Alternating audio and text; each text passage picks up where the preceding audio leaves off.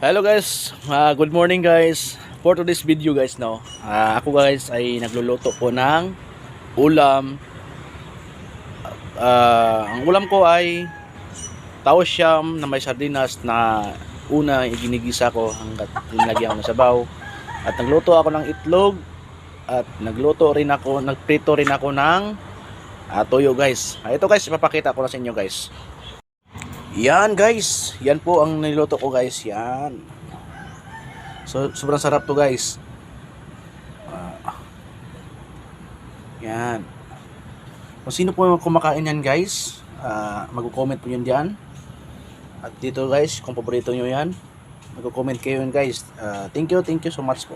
So thank you so much guys sa lahat ng kung nagustuhan nyo yun, yung ulam ko guys. At yung itlog at saka toyo. Kung nagustuhan nyo guys, mag-comment kayo guys sa baba guys. At magugustuhan nyo pa talaga guys, i-share nyo guys. Thank you so much po. Good morning.